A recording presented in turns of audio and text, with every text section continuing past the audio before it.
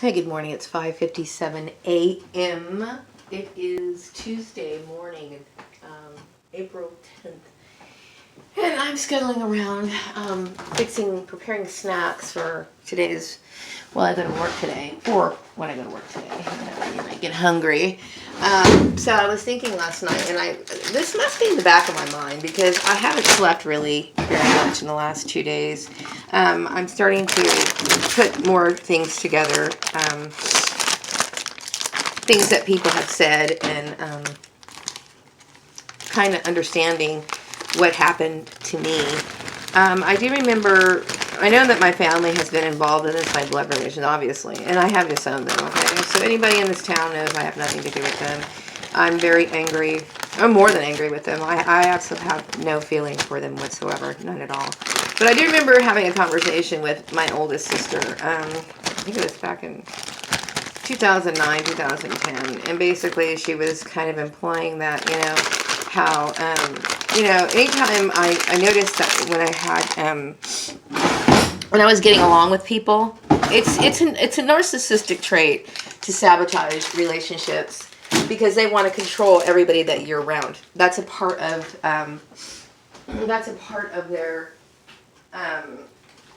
their plan. They want to manipulate who you know, how much time you spend with them. They want to control everything, okay? And like I said in one of my other videos, they have been competing with me as far as the people that I used to know are now somehow associated with them. It's because they control everything.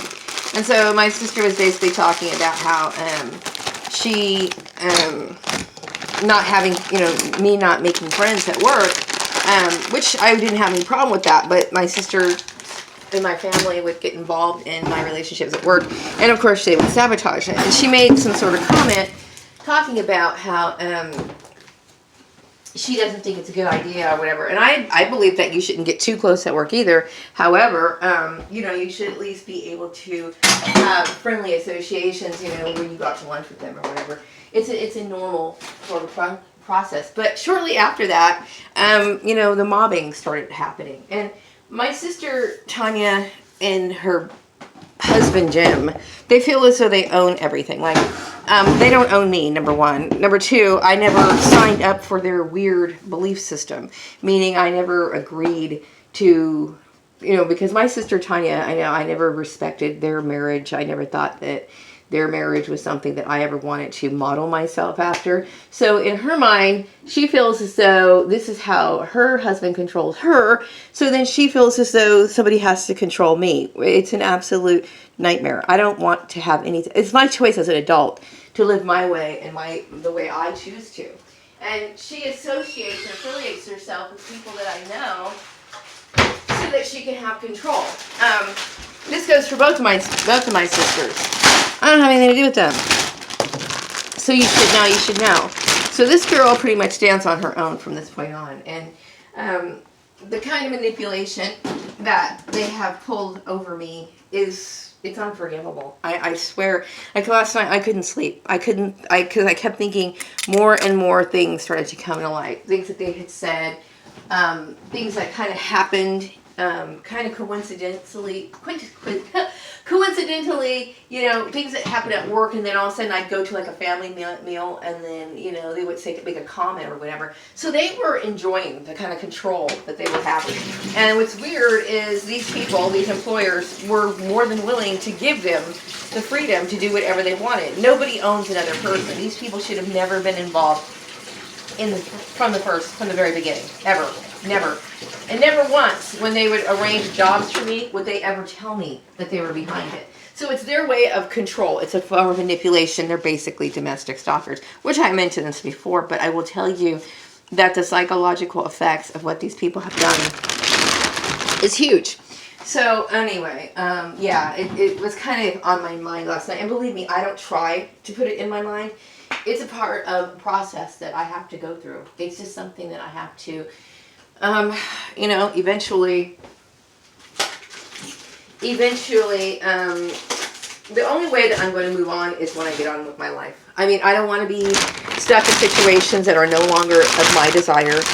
because that's only putting me in a situation where I'm thinking about it, because I'm like, I'm not content and I need to do something about it. They created all kinds of drama. I do remember when I wrote those articles on LinkedIn talking about gang stalking and employment manipulation and how easy it is for people to get involved or coerced into doing bad things to other people.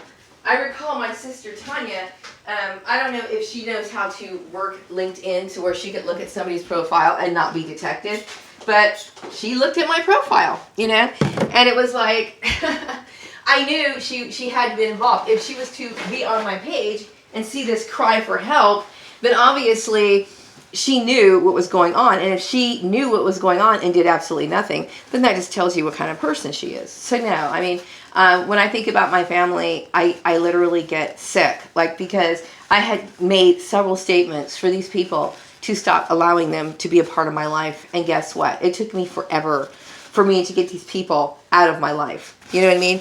And so it's what bothers me so much, because these employers, they will allow a rapist or somebody who could hurt you into the workplace. He will give these people full authorization to do whatever they want. I said that I didn't want these people involved, and they allowed these people to be involved. And this is what bothers me so much, okay? Stalking of any kind should not be permitted, period. You know what I mean? So, yeah, I'm very angry with those people that I used to call family. I had never wanted to have any sort of association with them, especially when it came to my work. I mean, that was like, you know, I can't tell you how unhappy I am knowing that these people have been in my work for as long as they have been. I feel completely violated. I feel, you know, I'm disturbed by it, is basically. I need to find I wear these crappy boots to work because where I work, this is my closet, by the way. Where I work, so you can have my shoes here. Where I work is a lot of dirt, so it's like, you know, I make sure I wear the most crappiest boots because they're only going to get dirty. So these boots are basically falling apart, and you know what? I don't really care. So anyway, yeah, that's how I feel. You know, I'm just kind of expressing my feelings because if it's when it starts to affect your sleep, it's more than just something that got on your nerves. It's more than something. It is. I hate using the word trauma, but it's trauma.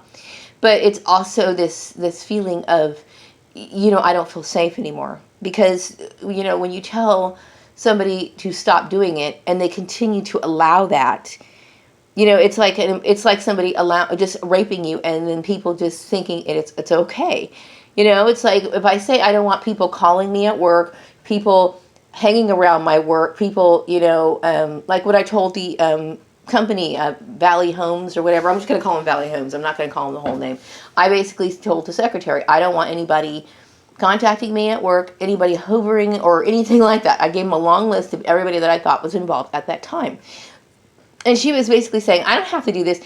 Yes, you do. I have every right to protect myself at work, period. You know, how is it that you can't understand that? That's just like somebody saying, well, I'm going to go ahead and give this person your phone number, social security number, your address. It's wrong. You know what I mean? It doesn't matter if they're your family. Sometimes families are mad or crazy. And yeah, my family's crazy. So I'm upset about what happened because, you know, it's like you can't feel safe, you know? And I don't ever want that to happen again. So anyway, yeah, I disown my family. I don't ever want to see them again. Some people, if somebody was to ask me, what if they said they were sorry or whatever, then I would just accept their apology, but I would never want to see them again. I don't want to see them again because what they have taken from me is too much. You know, you can't destroy somebody's childhood. You can't destroy somebody's struggle as raising a child all by themselves to create all kinds of workplace drama and then turn people against you. And then, you know, all because I had a child out of wedlock. I was trying to take care of that. It's my biggest issue with these so-called Christian people. And I'm saying so-called Christian people because there are some good Christian people who have, you know, have great, good friends to me through the years. But I don't know where they are now, so I don't know if they're that great of friends. But I will say that, you know, oftentimes, you know, Christians will say, you know, fake Christians will say, you know, we're against abortion, but then when you have a kid out of wedlock, then they want to sit here and scapegoat you and run you into the ground because they want to punish you for it. You know what I mean? So it's like you can tell where their heart really is, you know. It's just wrong. It's fucking wrong. But anyway, yeah. I'm getting myself ready to go in a few minutes, and I'm trying to. My brain is starting to unwind itself, and it's been doing this for a very long time because I'm not where I want to be in life. I'm not happy in this situation. I have been persecuted for something that I had nothing to do with. You know what I mean? The lie that I told my husband was, to me, so insignificant, and it was a very long time ago, and it's between he and I, nothing else, okay? All this other hoopla, I can't even... I can't even understand it, but I will say that my family is very controlling. You know, they want to give you a job without you knowing that they gave you a job, and then they demand that you do things their way. I mean, that's the narcissistic behavior of these people, which I feel threatened by, and I really do expect people, they should know better. If somebody says, I don't want somebody calling for me, unless, of course, it's a work-related matter, how hard is it to honor that? How hard is it to say, okay, you're right, you know what I mean? You have the right to be protected at work, period. But when they ignore it, that's a big issue, you know? Anyway, so I'm going to wrap up this video. I had to say that, you know. It's good that I'm making these little entries because it's like, it's a journal of my journey of what happened and piecing together what I can recall at the time. I mean, there's so much flooding through my brain. I will tell you, it took me a very long time to fall asleep last night. Went to bed, and then I kept getting out of bed and moving around, and it's too much for me. It is. It's too much. And you tell these people, get out of your life, and they're still hanging on. It's too much, you know what I mean? It's like, what do I need to do to get you out of your... If these people die tomorrow, and I know this sounds terrible, but I would feel relieved. Why? Because I would know that they're out of my life. You know what I mean? Because I can't tell you what these people have caused me, the pain that these people have caused me. It's too late to ever say you're sorry. You know what I mean?